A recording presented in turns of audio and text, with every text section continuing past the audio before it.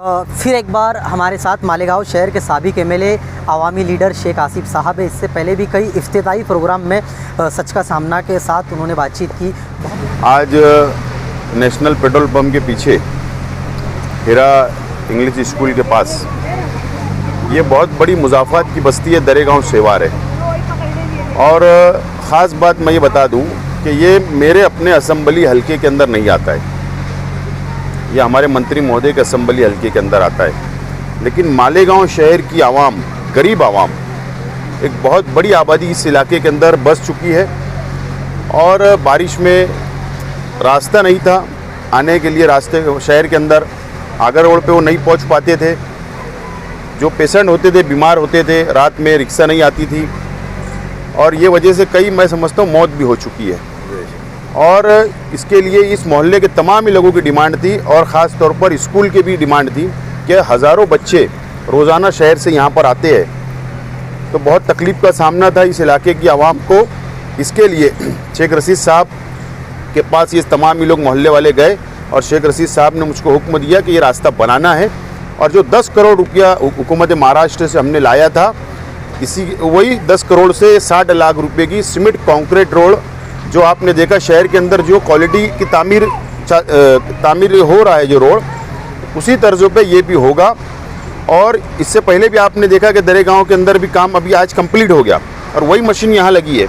और इसके फ़ौरन बाद ये मशीन लगेगी मिलन बेकरी अक्सा कॉलोनी के पास, उसके बाजू वाली रास्ता है। फिर उसके बाद डीएड कॉलेज का लगेगा, उसके बाद दयाने का, यानी इसी दयाने के अंदर रमज़ानपुर और दरेगांव के अंदर तकरीबन 5 कॉन्क्रीट के रोड हम लोग तामीर करने जा रहे हैं। और इसके बाद उसका नंबर आएगा। हमारी ये कोशिश होती है कि शहर के मुजाफात के अंदर जो बस्तियां बस गई है, जो गरीब बस गए हैं, वो किस तरीके से शहर से कनेक्ट हो जाए, उनका ताल्लुक़ जुड़ जाए, उनको तकलीफ़ का सामना ना हो। ये मकसद हमारा होता है। वो असम्बली हल्का किसी का भी हो, वार्ड कोई भी कॉरपोरेटर का, अपोजिशन पार्टी का, हमारे सामने वो बात नहीं रहती है। आपने देखा कि इससे पहले भी गोल्डन नगर में हमारे कॉरपोरेटर नहीं थे, हमने रास्ता मैंने तामीर किया। ये मकसद हमारा होता है शहर की आवाम को राहत मिले। कॉन्स्टिट्यूंसी के बाहर ज़्यादातर आपके काम देखने में आ रहे हैं, तो और कुछ ऐसे बड़े काम जो यादगार रहे?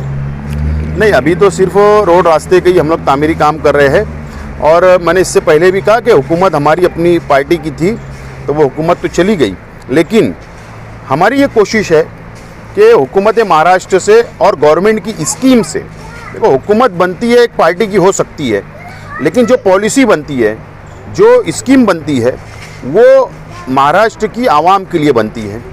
वहाँ पर पार्टी नहीं होता है। जीआर के अंदर ये नहीं लिखा था कि फलाई पार्टी वालों को फ़ंड देना चाहिए, लेकिन कोशिश होना चाहिए, कानून के रास्ते से जाना चाहिए, फ़ंड मिलता है। और मुझे उम्मीद है कि हमने हुकूमत महाराष्ट्र से जो हमारी लिस्ट वहाँ पेंडिंग है, 10-15 करोड़ रुपए की लिस्ट हमने पेंडिंग किया हुआ है, वो प्रोसेस में है। और हमारी कोशिश यही है, मैं हर हफ्ते इसलिए मुंबई जाता हूँ कि फॉलोअप हो। हमारी कोशिश है कि शहर के मुजाफात के और हमने रास्ते डाले हैं जहाँ पे बहुत खस्ता हालत है। उसके अंदर देवी का मल्ला भी है, उसके अंदर गोल्डन नगर साइड भी है, पवारवाड़ी भी है। ये रास्ते का काम भी हम कोशिश करेंगे कि मुकम्मल हो।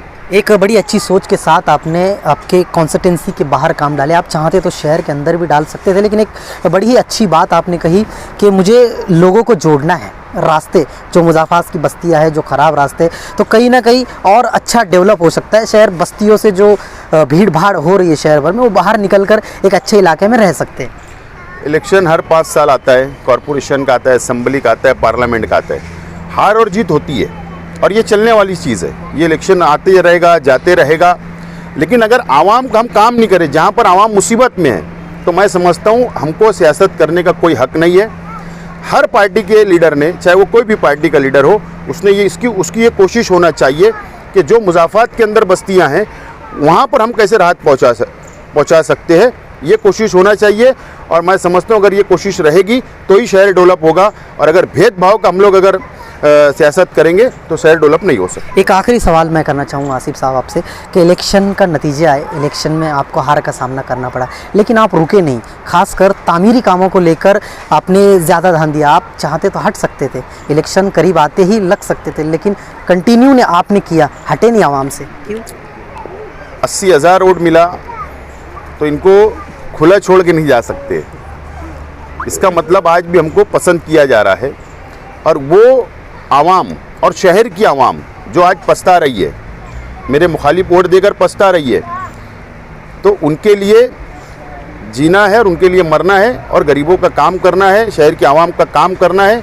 और सियासत में मैं कहा ना कि हार जीत होती है। 14 में मैं जीता था, 19 में हार गया। अब कोशिश करते रहना पड़ेगा, आवाम के काम करते रहेंगे तो जीतेंगे। और अगर काम ही नहीं करना है तो फिर मैं समझता हूँ सियासत छोड़ देना चाहिए।